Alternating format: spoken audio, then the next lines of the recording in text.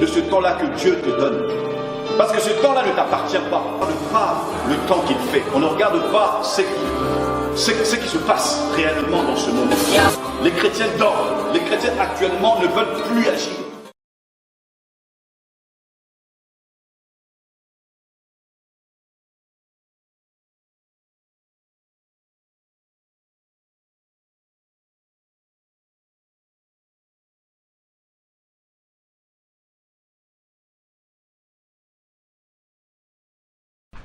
B. Les continents totémisés. C'est ça. Élevons donc nos voix, bénissons le Seigneur notre Dieu. Seigneur Jésus, ton nom est grand, élevé dans toutes les nations. C'est pourquoi ce soir, Dieu, réunis devant ton trône, nous voulons exprimer notre reconnaissance. Car c'est toi qui es notre Dieu, et cette journée, tu nous l'as donnée pour qu'elle fasse notre joie. Et voici cette soirée, Seigneur, nous venons témoigner de ta bonté, de ta fidélité, dont nous avons été des bénéficiaires, Seigneur. Depuis ce matin, tu nous as donné la force, la joie, la bonne santé, la capacité, Seigneur, de nous vaguer à nos différentes préoccupations, Seigneur notre Dieu. Tu nous as donné, Seigneur, la mobilité, ô Dieu. Pour nous, c'est un signe d'amour venant de toi. Seigneur, dans nos tristesses, tu étais là pour nous consoler, Papa.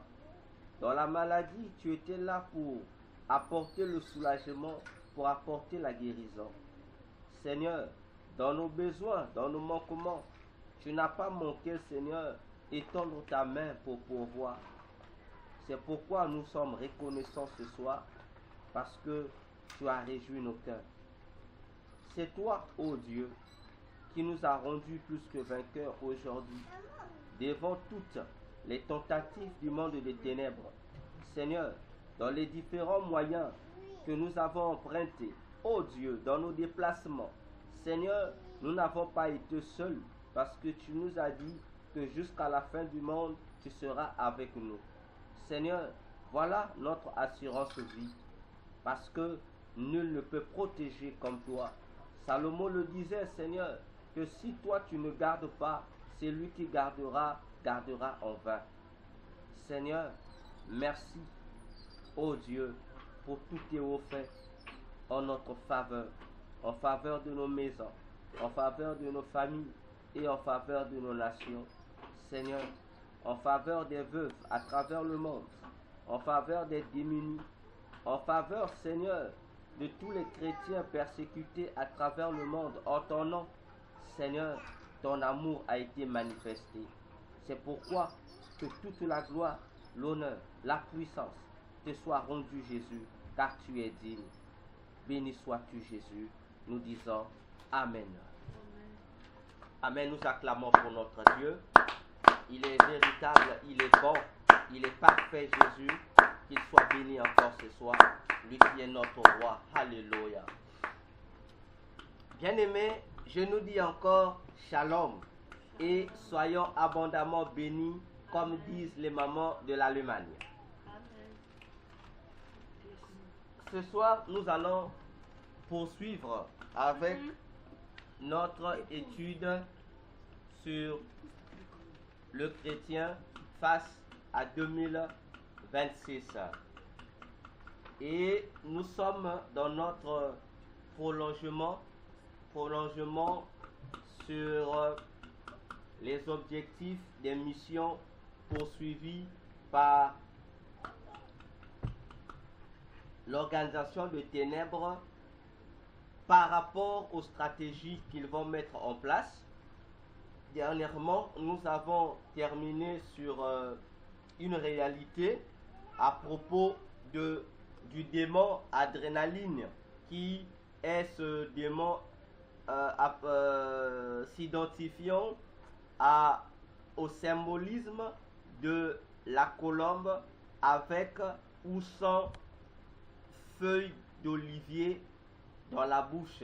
Donc on a parlé longuement d'adrénaline, qui est l'une des divinités du succès musicale sur le plan international. Bien, et aujourd'hui, nous allons progresser pour aborder un élément important que j'ai intitulé les continents totémisés. C'est-à-dire, nous allons voir la réalité spirituelle des continents. Des continents. Tout en rappelant et en précisant un élément aussi important, ça sera, je crois, un rappel. Je ne sais pas si j'avais déjà parlé de cela ou pas encore. C'est que lorsque le vrai Dieu, le Créateur, a eu à créer la Terre, notre planète Terre, appelée scientifiquement par le globe terrestre ou la planète bleue, Dieu lui avait donné un nom. Dieu lui a donné un nom. Et le nom qu'il a donné à notre planète, c'était Éden. Car plusieurs pensent que le nom Éden, c'est le nom du jardin. Non, Éden, ce n'était pas le nom du jardin. Éden, c'était le nom de la planète, son nom que Dieu lui avait donné. Mais le jardin était à l'intérieur d'Éden. C'est pourquoi ça s'appelait Jardin d'Éden. Voyons-nous. Et à l'époque, à cette époque-là de la création, Dieu n'avait pas prévu des continents. Non, ce n'était pas dans le plan de Dieu qu'il y ait des continents. Mais Dieu n'avait prévu qu'un seul monde pour tous les humains. Un seul monde pour tous les humains. Ça, c'était le plan de Dieu. Pour Dieu, tous les humains devaient vivre en harmonie, en unité. Le monde ne devait être qu'un seul monde, partagé par plusieurs. Donc la notion des continents n'existait pas dans la pensée de Dieu. Mais la notion des régions, des pays existait. La répartition de nos mondes ou de la terre en continents n'est pas l'œuvre de Dieu. Ce n'est pas l'œuvre du Créateur, mais c'est l'œuvre de la créature. C'est l'homme qui a eu cette division-là. Pour séparer, voilà, ça ce sont les Noirs, l'Afrique appartient aux Noirs, voilà, l'Amérique aux peaux rouges, l'Asie aux peaux jaunes et l'Europe aux peaux blanches. Voyez, c'est déjà une notion de la discrimination. Voyons-nous. D'ailleurs, si nous répartons dans l'histoire, nous allons constater que la notion, cette notion-là, du racisme, de traiter les gens bizarrement par rapport à la couleur de leur peau, c'est une notion qui a pris de l'ampleur à partir du phénomène appelé la colonisation. Parce que même dans l'Antiquité, on ne parlait pas en termes de couleur de peau. Non. Non. Voyons-nous. Alors, étant donné que l'organisation des ténèbres a eu à répartir notre monde en 5 continents, il a aussi établi des démons supérieurs pour gérer les 5 continents. Il en a donné. Et le démon qui gère les 5 continents, il s'appelle, dans son nom en tant que démon, c'est Belphégor. Donc on l'appelle Belphégor. Et Belphégor, c'est un démon supérieur de l'ordre des guerriers. Voyez-vous, donc il est du même ordre que le démon de la guerre, le démon Mars. Voyons-nous. Et si nous repartons dans la Bible, nous allons retrouver aussi le même démon. C'est le même démon qui contrôlait la frontière égyptienne.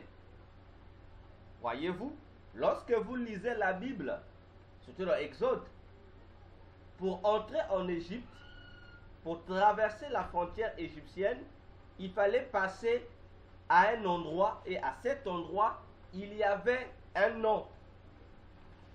On parle de Baal-Théphon. Donc la frontière égyptienne portait ce nom de Baal-Théphon. On va prendre la Bible. Voilà, on va essayer de prendre, voir rapidement. Voilà, Exode 14, verset 1er au 2e verset. Il est dit, l'Éternel parla à Moïse et dit, parle aux enfants d'Israël, qu'ils se détournent et qu'ils campent devant Pi-Hahiroth, entre Migdol et la mer, vis-à-vis de Baal-Théphon. Voilà, donc la frontière égyptienne était gérée par Baal-Théphon. Or, Baal-Théphon, c'est l'appellation de une autre appellation de ce démon Belphégor. Voyez, donc c'était lui en Égypte, il était le gardien de la frontière égyptienne. Voyez-vous? Donc c'est le même démon, Baal-Théphon, c'est le même démon qui est Belphégor. Mais sa responsabilité dans la hiérarchie satanique, c'est de contrôler les 5 continents sur le plan spirituel. De même que physiquement, chaque continent est géré.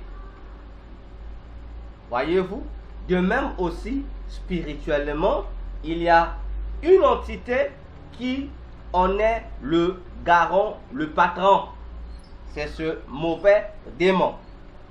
Alors, toujours dans la vision, après avoir vu les réalités sur ce démon adrénaline qui sortait des différentes structures églises 7 au travers de son logo, je vais voir. Donc, moi et le Seigneur Jésus-Christ, nous allons nous retrouver dans l'espace. L'espace.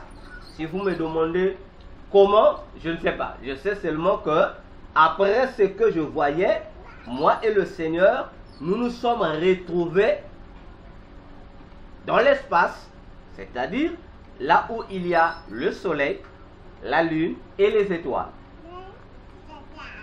Et là, de loin, j'ai vu le globe terrestre. Notre planète bleue était là.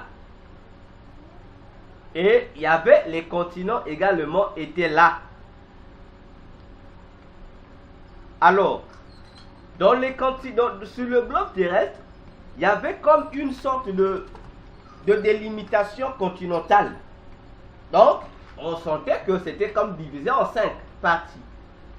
Et des animaux, donc dans chaque partie, sortaient des animaux. Les animaux sortaient dans chaque partie. Les animaux sortaient. J'ouvre une première parenthèse. Sur les 5 continents. Ça existe aussi dans la Bible. La Bible en a aussi parlé. Si nous prenons dans l'histoire de l'homme riche et du pauvre Lazare, dans Luc 16, je vais prendre une réponse que le riche a donnée dans sa supplication. Le riche a donné une supplication au père Abraham. Voilà, je vais prendre ça rapidement encore. C'est la première parenthèse. Voilà, verset Luc 16, à partir du verset 27. La Bible dit, le riche dit, je te prie donc, père Abraham, d'envoyer Lazare dans la maison de mon père, car j'ai 5 frères, C'est pour qu'il leur atteste ces choses, afin qu'ils ne viennent pas aussi dans ce lieu de tourment. Abraham répondit, ils ont Moïse et les prophètes, qu'ils les écoutent. Verset 30. Et il dit, non, Père Abraham, mais si quelqu'un des morts va vers eux, ils se repentiront. Verset 31. Et Abraham lui dit, s'ils n'écoutent pas Moïse et les prophètes, ils ne se laisseront pas persuader quand même quelqu'un des morts ressusciterait. D'emblée, nous devions comprendre que cette histoire n'est pas une parabole. Ah non, ce n'est pas une parabole. Rappelez-moi, on fera une étude sur cette affaire de parabole dans la Bible là. Parce que nos traducteurs, nos chers traducteurs ont partout traduit, ils ont confondu réalité et parabole. Donc là où il ne fallait pas traduire parabole, et ils ont mis le mot parabole. Parce que dans cette histoire-là, de l'homme riche et du pauvre Lazare, ce n'est pas une parabole. C'est une réalité, un fait historique vécu en Israël avant Jésus. C'est un fait qui a été vécu en Israël. Voyez-vous? Et ce fait-là, le pauvre Lazare était un il faisait partie des souverains sacrificateurs. Donc, on les appelle comme en Israël, donc des principaux sacrificateurs en Israël, donc des souverains sacrificateurs. C'était un descendant de Lévi. C'était un fils d'Aaron.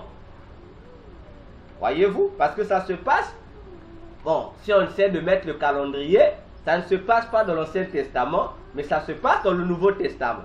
Voilà, vous allez comprendre mon langage. Lorsque je dis ça, l'événement n'a pas eu lieu dans l'Ancien Testament, mais dans le Nouveau Testament. Voyez-vous, non? Donc, cet homme-là, le pauvre Lazare, en fait, son nom Lazare, le pauvre, c'est parfois sa condition.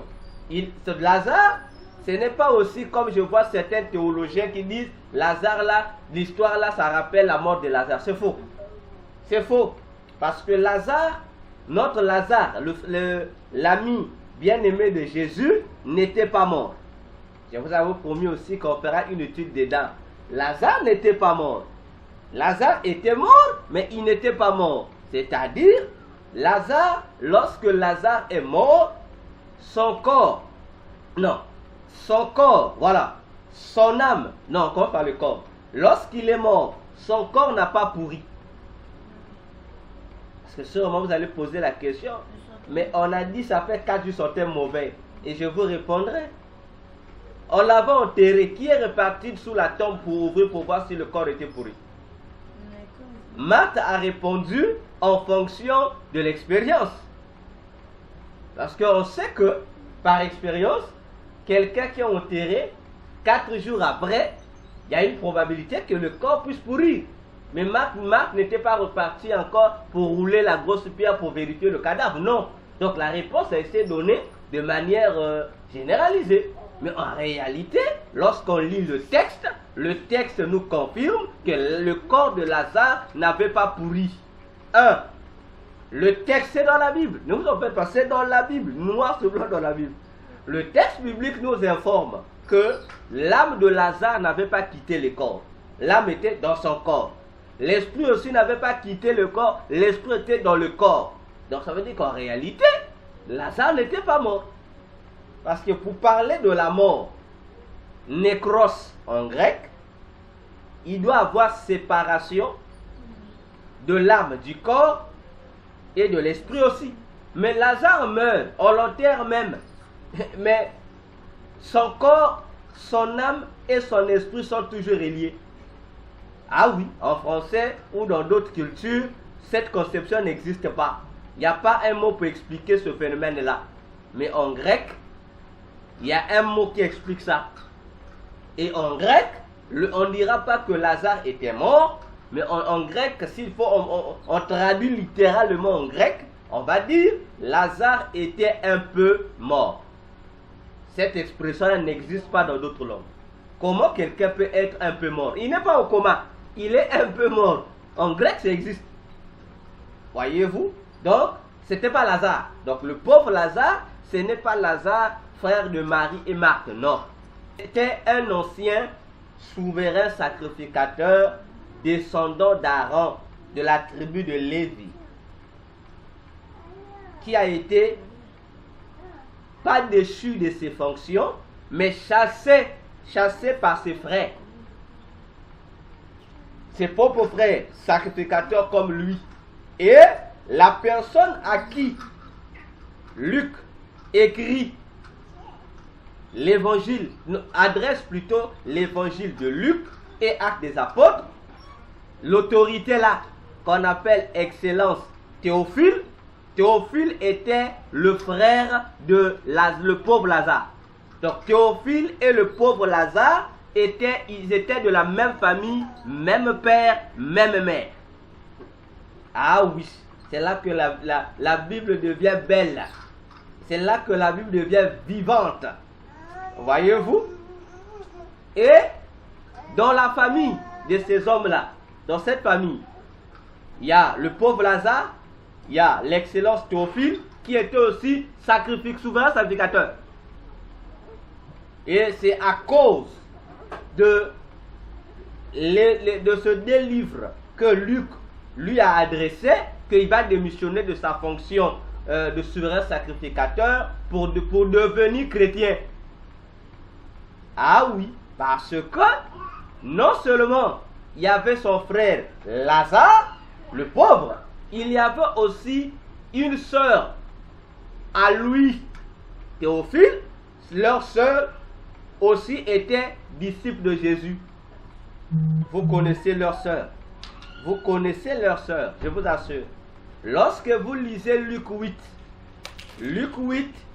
parle des noms des femmes qui soutenaient Jésus. N'est-ce pas? Nous allons lire. Nous sommes dans notre première parenthèse. Comme je dis toujours, j'aime pas laisser des zones d'ombre. Luc 8 dit ceci. On va prendre le verset, voilà, verset 2 à 3. Les 12 étaient avec lui et quelques femmes qui avaient été guéries d'esprits malins et de maladies. Marie, dite de Magdala, de laquelle était sorti cet démon, Jeanne, femme de Sousa, intendant d'Hérode, Suzanne et plusieurs autres femmes qui l'assistaient de leurs biens. Voyez-vous? Donc ici, vous avez cette femme-là, Suzanne, était leur sœur. C'était la sœur du pauvre Lazare et de l'excellence Théophile. Et c'est à raison que Luc lui adresse ce message pour le lui attester, pour lui dire: ce que je t'écris a été vérifié. Nous l'avons reçu des témoins, des disciples même de Jésus, que c'est vrai. Voilà l'évangélisation. Bien. Je ferme la parenthèse. Donc, le riche aussi était le frère. Donc, c'est l'affaire du pauvre Lazare et l'homme riche, c'est l'affaire familiale. Et lorsque Lazare a été chassé, parce qu'il y a une idéologie que sa famille voulait imposer, et lui, craignant Dieu, a dit non. Comme il avait refusé, il a été banni de la famille. La famille l'a banni. Et les autres ont continué à jouir des privilèges et des richesses de la famille. Voyez-vous? Voilà pourquoi, lorsque les deux mourront, ils vont se retrouver dans la vie après la mort, où les vrais états d'âme des deux sacrificateurs vont s'exposer. Le souverain sacrificateur qui est mort pauvre, mais il est resté fidèle à Dieu. Et le souverain sacrificateur qui est mort riche, mais qui n'était plus fidèle à Dieu. Voyez-vous? C'est pourquoi ça doit vous interpeller. Pourquoi Père Abraham est venu intervenir entre les deux? Parce que les deux c'était des gens du sacerdoce. Et lorsque Père Abraham est venu, il a tranché l'affaire. Il a dit, toi, toi le riche, pendant que tu étais là-bas, tu as eu la part de tes biens. Il a eu la part de ses biens. Mais on dit, mais Lazare, on n'a pas eu, il va en jouir ici. Voyez-vous? Et le pauvre Lazare, plutôt le riche, il va dire à Abraham, renvoie Lazare pour qu'il aille avertir mes 5 autres frères. Lorsque nous allons étudier le texte, on va citer les noms de tous ses frères. Tous les membres de la famille, on va citer leurs noms. Voyez-vous, donc c'était des gens qui existaient. Mais un sacrificateur savait que les autres frères là étaient aussi des sacrificateurs, des principaux sacrificateurs. Donc les chefs des Lévites et des restes des autres sacrificateurs. Parce que ce sont les fils d'Aaron qui étaient des souverains sacrificateurs. Donc reconnaissons que le mal qu'ils ont fait à leurs frères à cause de la cupidité devait rattraper les 5 autres qui continuaient à mener bellement leur vie. Il a compris que s'il leur laissait comme ça, eux aussi devaient venir le retrouver dans ce lieu de tourment. Il a plaidé auprès du Père Abraham. Mais Abraham leur a dit, s'ils n'écoutent pas, ils ont Moïse et les prophètes. Il parle de ses 5 frères. Et là aussi, c'est une prophétie concernant les 5 continents. Parce qu'à l'époque de Jésus, les 5 continents n'existaient pas. Donc c'est récent. Mais déjà, un souverain sacrificateur avait annoncé ça. Et ce que je dis sort droitement de la bouche de Satan lui-même. Et lorsque Satan emploie cette qualificative, il ajoute la conclusion pour dire que ceux qui ne prêteront pas attention aux déclarations du riche, les 5 frères, qui sont les 5 continents, eux aussi viendront ici. Satan le dit ouvertement.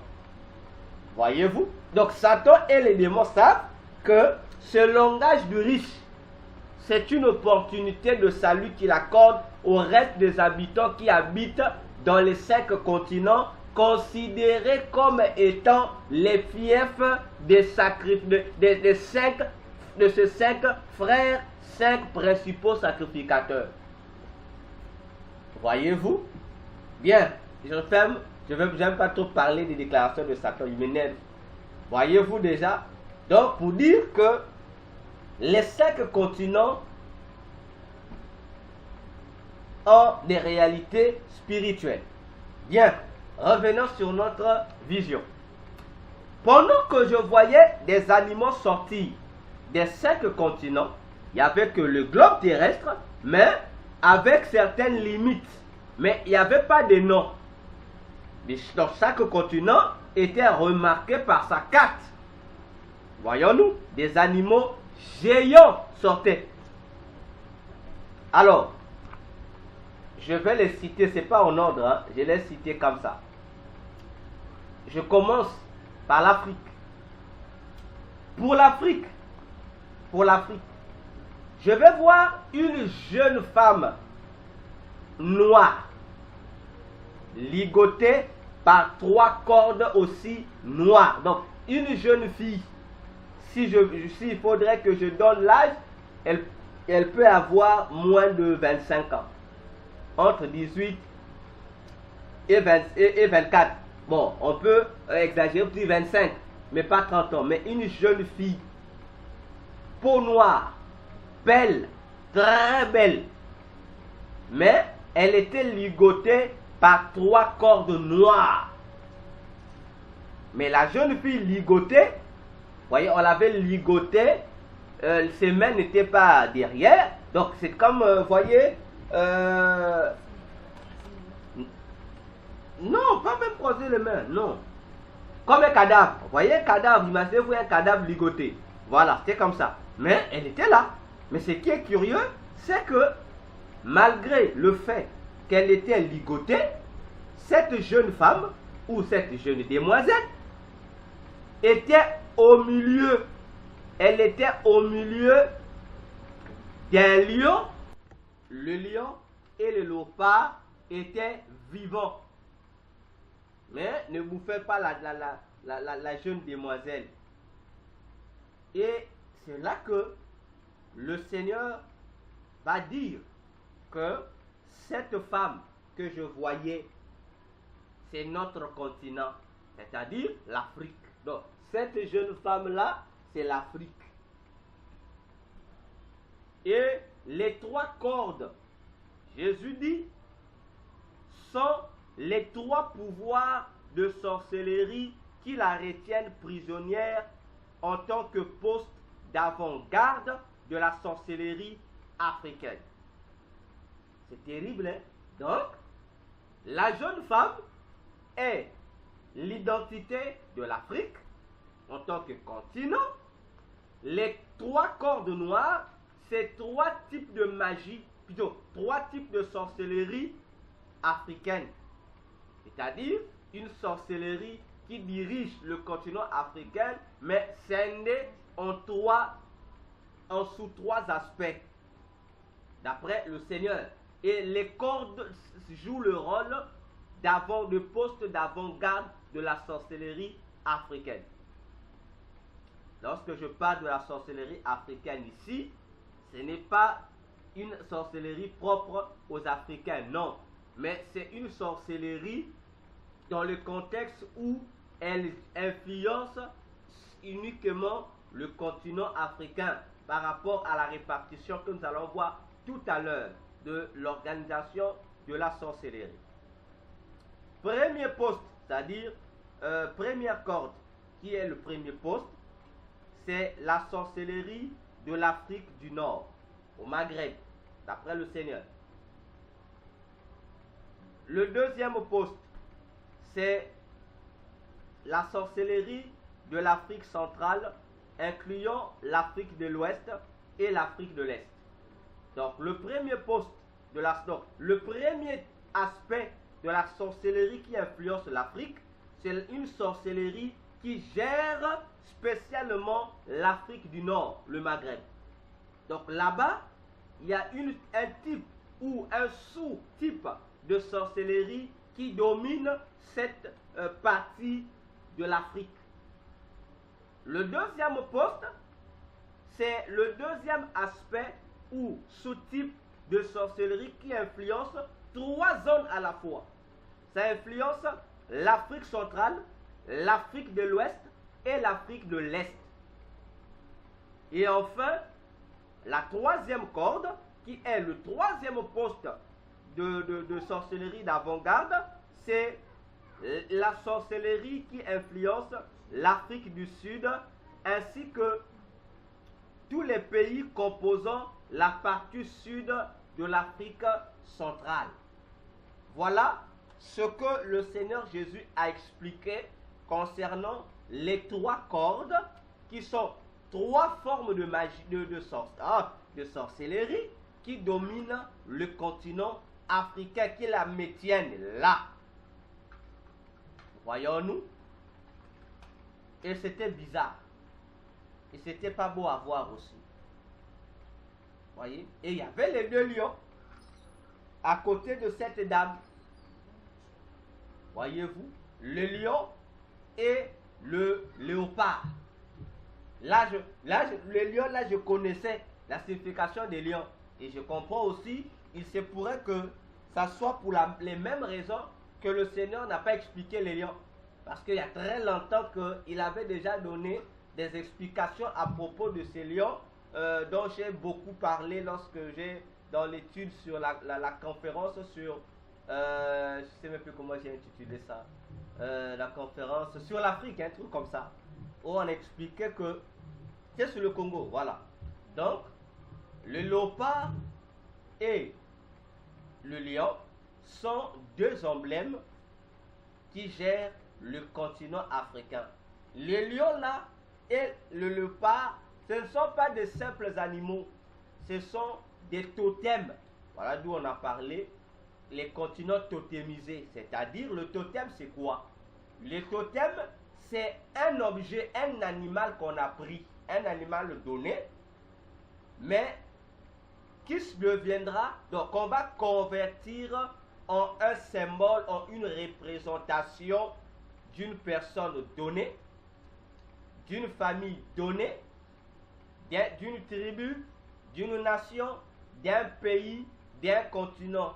Ça dépend du choix de l'élément à convertir en totem. C'est ça le totem. Maintenant, l'élément, ça ne sera pas le totem, parce que le totem ne sera qu'un objet. Cependant, l'élément qui va incarner cette représentation, c'est un démon qu'on va insérer dans l'objet, dans le totem, dans l'animal. Donc c'est tout un démon qui va s'incarner dans le totem pour refaire cette représentation-là. Donc, lorsque vous entendez parler de totem, parfois on va vous montrer la statuette, parfois c'est un élément qui va représenter un animal. Sachez qu'il y a un démon qui est là, c'est tout un démon qu'on a eu à introduire à l'intérieur du totem, c'est un démon. Voyez-vous?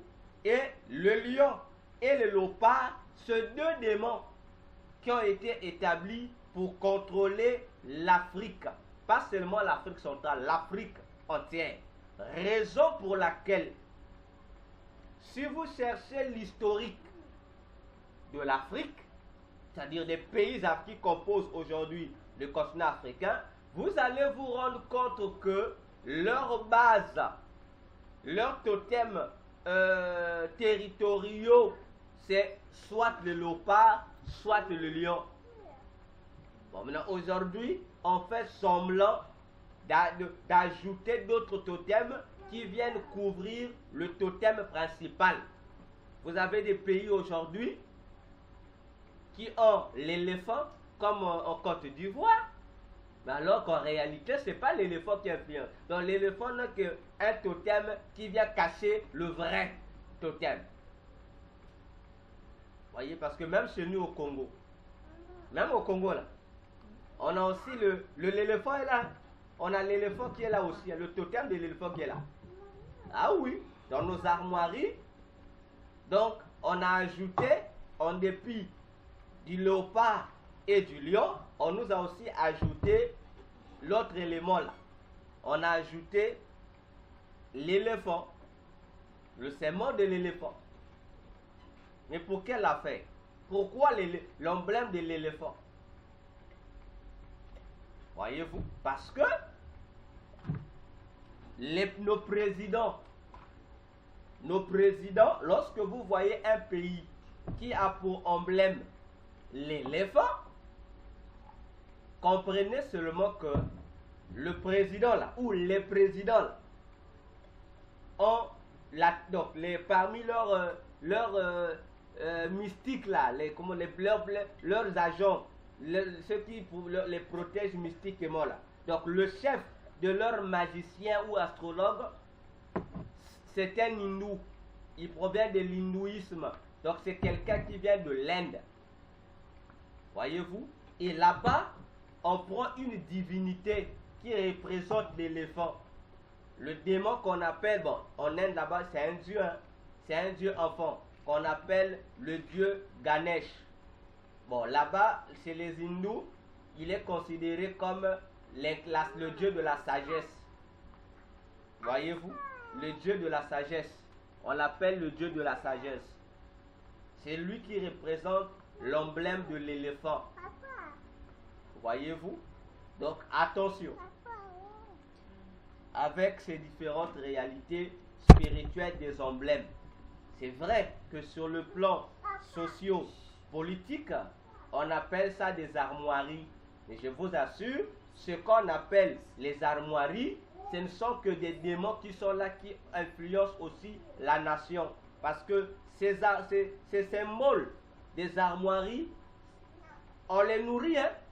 Ah, je vous assure, ils sont nourris.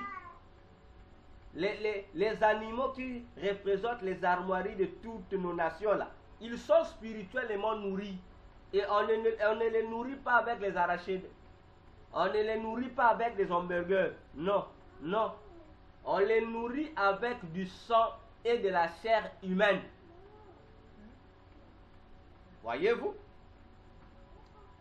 Attention. Nos autorités politiques savent quelque chose dans cette affaire-là. Ils savent. Parce que non seulement que les continents sont totémisés, les pays aussi sont totémisés, les villes aussi sont totémisées, les régions, les villages. C'est comme ça. Donc, on a pris un démon qui représente, un démon animal qui représente le territoire. Ils sont nombreux, hein? Ils sont nombreux. Ils sont nombreux. Donc, lorsque tu arrives dans un territoire, lorsqu'on te présente un emblème d'un animal, comprends que qui influence la zone. On remplace même le nom de la ville par le nom de cet animal. Comprends seulement que c'est le totem qui influence ce territoire-là. Voyez-vous? Un jour, lorsqu'on était de l'autre côté là-bas, j'ai vu on va l'appeler, bon, vous allez, comment je peux le qualifier? Bon, pas taureau, non. Bon, il est comme un taureau. Bon, il est comment? Je vais l'appeler buffle. Bon, je vais le comparer à un buffle. C'est un démon, mais il a la forme d'un bœuf. Voilà, le bœuf. Il a la forme d'un bœuf. Et ce bœuf-là, on a dit, il nous a été présenté en tant que, à un nom. Bon, on l'a présenté en tant que Chicago Bull. C'est son nom. Bon, à l'époque, on se doutait de rien. On dit c'est son nom. Chicago Bull. On dit c'est son nom.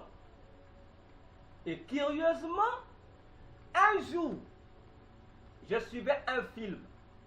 C'était un film de basketball américain tourné par Hollywood. J'ai été curieux de voir, bon, je ne sais pas si l'équipe là existe, hein, une équipe du basketball dans le film qui avait sur leur tenue la tête de ce même animal que j'ai vu là-bas qui s'appelait Chicago Bull. Tu dis, tiens, qu'est-ce qu'il fait ici, cet individu-là? Voyez-vous? Et du coup, je me suis renseigné et j'ai été surpris que ce nom-là, c'est le nom de l'une des villes là-bas en Amérique, là-bas. Vous voyez, c'est très dangereux, hein? Parce que dans le monde des ténèbres, on disait seulement qu'il était aussi un représentant. On ne nous parlait pas qu'il était dans l'esprit de totem. On disait que c'est un représentant. Et j'ai compris que il est le représentant de cette ville qu'on appelle Chicago, là, qu'on vous appelle là. Donc Chicago, là, c'est le nom de tribu d'un démon. Donc c'est le démon là qui influence là-bas. Et le rôle de ce représentant-là, c'est quoi? La nuit, ou spirituellement, si tu es un agent du diable, si tu veux venir opérer dans son territoire, comme c'est un ambassadeur, tu dois passer chez lui. Donc, comme ça se fait physiquement, tu dois passer chez lui. Lui aussi, il a des autorisations à te remettre. C'est un démon. Et ils sont nombreux. Ils sont nombreux. Ce genre de démons totémiques qui représentent nos régions, nos territoires dans le monde des ténèbres. Donc, attention, attention. Voyez-vous, si vous demandez aux Égyptiens pourquoi la tenue la plus sacrée des pharaons et de ses dignitaires, c'était une tenue à la peau du serpent. Et d'ailleurs, la couronne pharaonique, si vous regardez bien, a la forme du serpent. Mais pourquoi? Ah oui, si vous demandez pourquoi, vous allez comprendre. Parce que le totem qui gardait l'Égypte, donc le démon protectrice, on va dire comme ça, de l'Égypte, c'était un serpent. C'est un serpent. Ah oui, c'est un serpent. Mais en Égypte, Il y a plusieurs totems, mais le démon principal qui protégeait la royauté du pharaon, c'est un serpent. C'est un serpent. Et ce serpent-là, c'est un démon féminin. C'est un démon féminin. Voyez-vous? Donc, ce démon-là aussi est une représentante, une ambassadrice. Voyez-vous? Donc, attention. Attention. Chez nous au Congo, l'ambassadrice qui représente la République du Congo, c'est elle-même la reine du ciel, la Vierge Marie. Et la personne qui a fait qu'elle soit représentante du Congo, c'est notre premier président, le président prêtre, Fulbert Yulot. C'est lui qui a dédié le pays à cette divinité-là. Et chaque le 15 août, pendant que tous les Congolais croient célébrer la fête de l'indépendance, ils oublient que le 15 août n'a jamais été la date où le Congo a eu l'indépendance.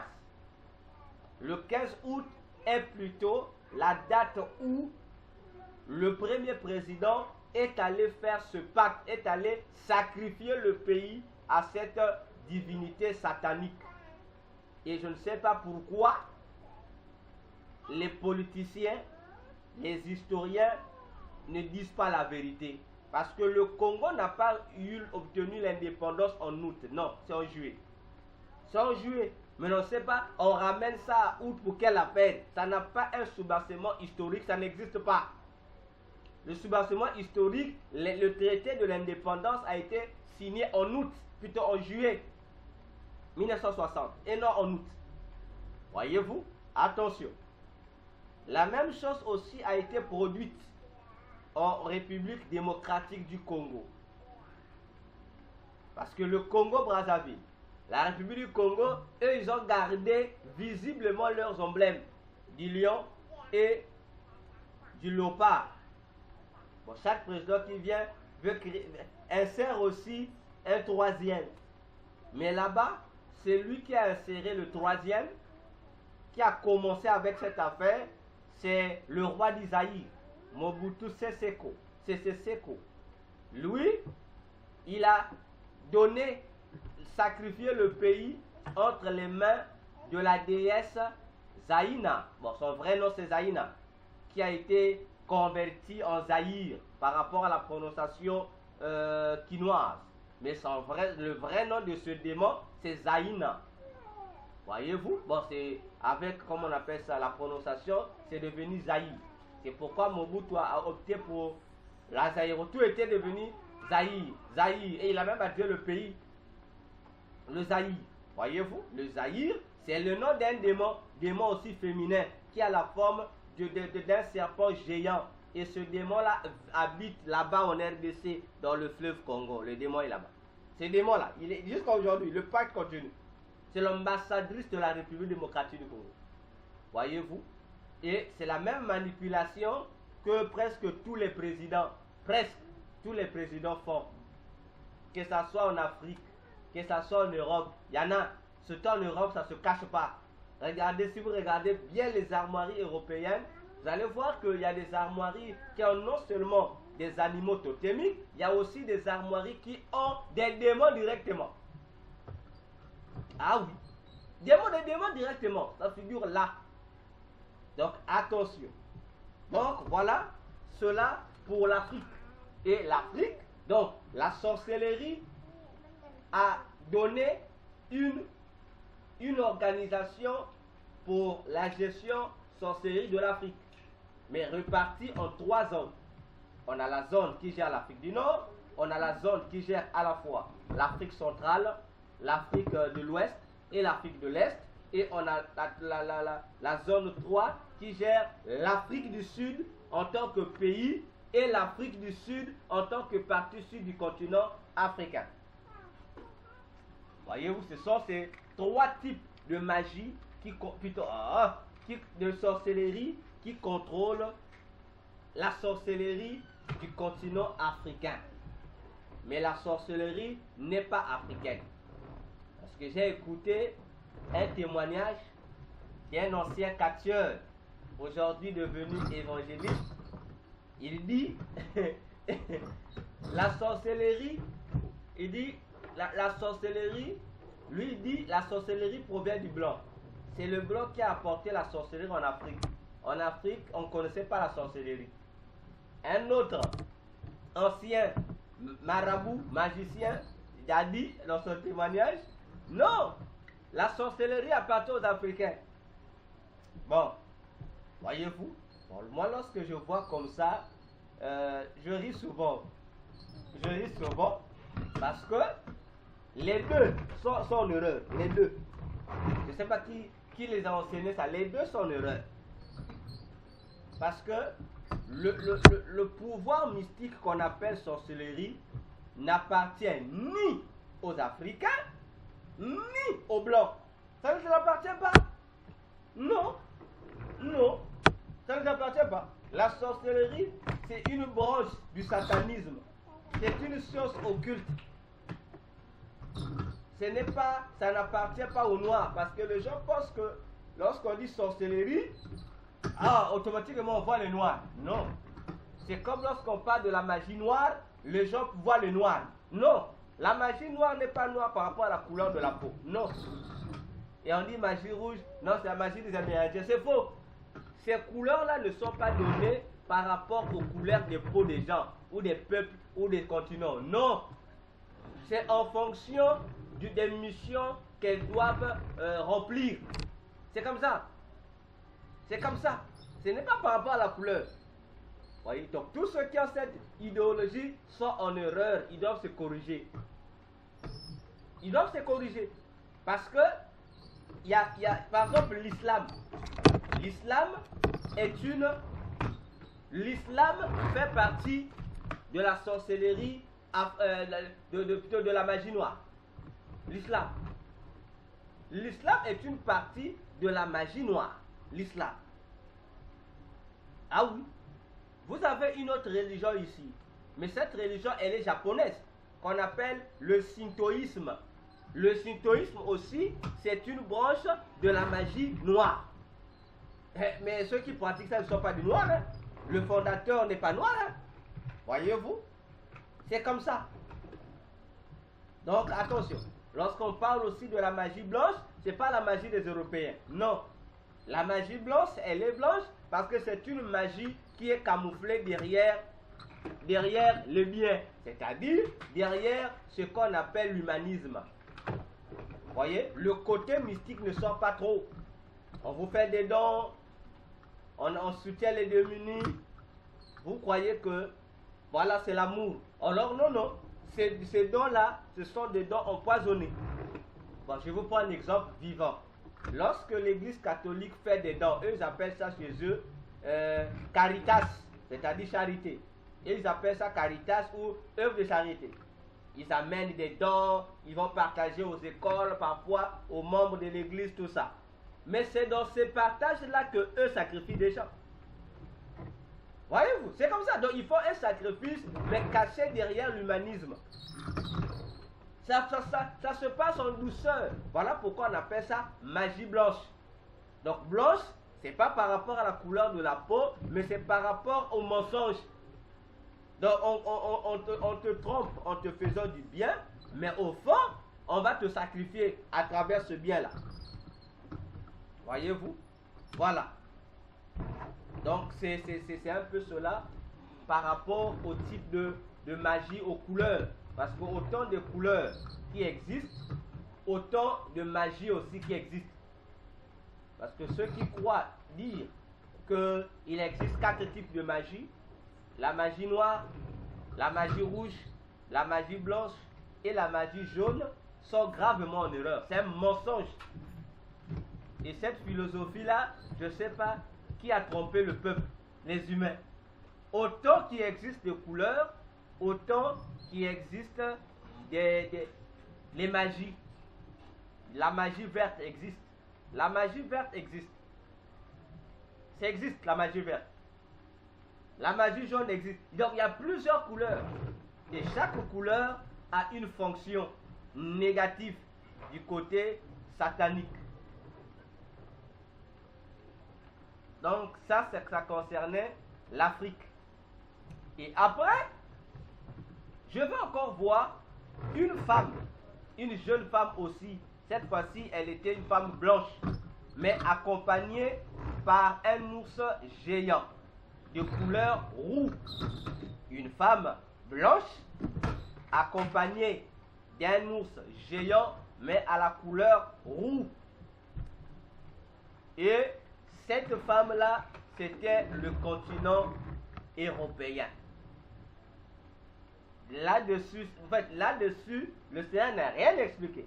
Il explique, non, il te détaille seulement, tu vois, il n'a pas expliqué. Et après, je vais voir un oiseau géant, très noir. Un oiseau géant, très noir. C'était pas un aigle, mais c'est un animal qui ressemblait à l'aigle. Voyez-vous, si tu vois cet animal, tu auras l'impression que c'est un aigle, mais ce n'est pas un aigle. Ce n'est pas un aigle. À première vue, tu verras que c'est un aigle. Mais en réalité, ce n'est pas un aigle. Bon, en bon français, on va dire c'est un animal qui est de la même espèce qu'un aigle. Mais ce n'est pas un aigle. C'est un animal, c'est un oiseau qu'on appelle pigarque. C'est un animal comme ça. Et cet animal, lui sortait, il volait. Et cet animal, c'est le démon totémique du continent américain. C'est cet animal, cet oiseau-là. Et c'est le même oiseau que vous retrouvez là-bas, sur le sceau américain, hein, sur les billets du dollar, là. Américain, t'as vu, non? Voilà. Bon, le plus souvent, on croit que c'est un aigle. C'est pas un aigle. Non, c'est pas un aigle. Ça ressemble, mais c'est pas un aigle. Non, c'est pas un aigle. C'est le pigarque. Ça, c'est le continent américain. Et après, je veux voir. Bon, moi, je croyais que c'était bon, une espèce de poule. Mais en fait, le Seigneur m'a dit, cet animal-là, c'était pas la poule modifiée, mais c'est un animal qu'on appelle autruche. Bon, je ne sais pas si vous connaissez l'autruche. Bon, je pense que les Européens ont la facilité de comprendre l'autruche. Et j'ai vu l'autruche, mais l'autruche-là avait des cornes. Voyez-vous, elle avait 2 cornes.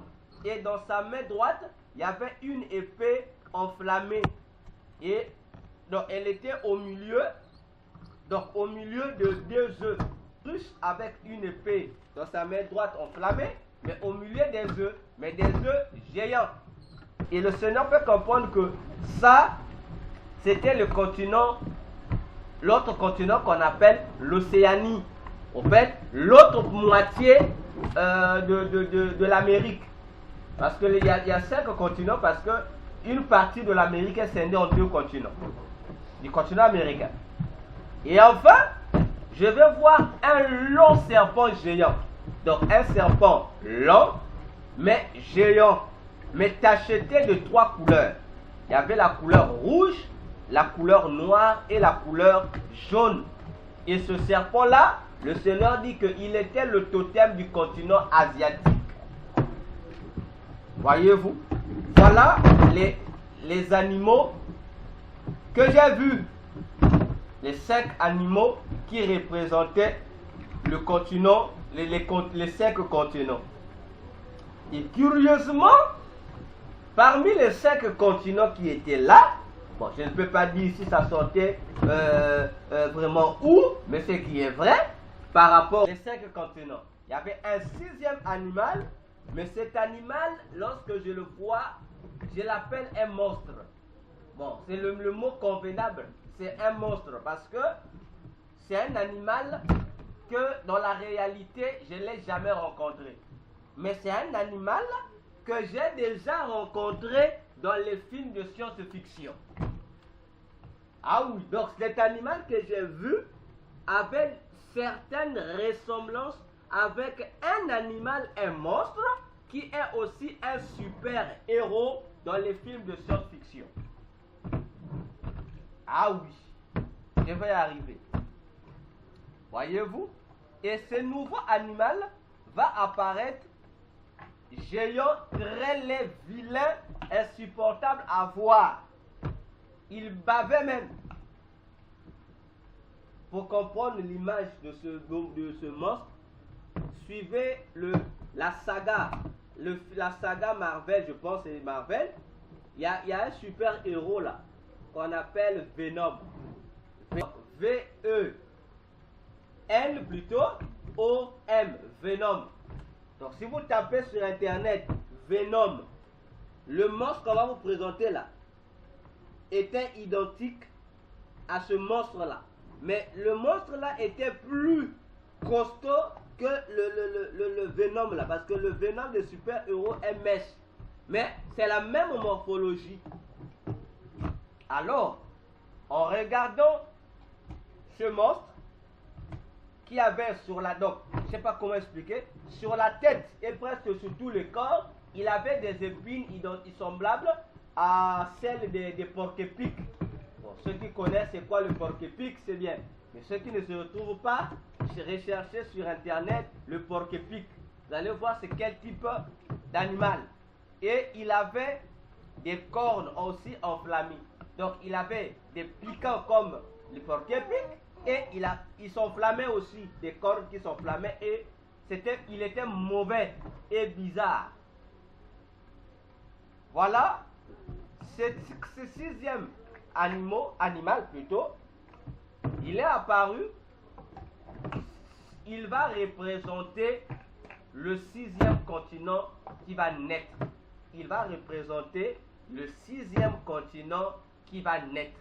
Et le sixième continent qui va naître va gérer les cinq autres. Donc il va avaler les cinq autres.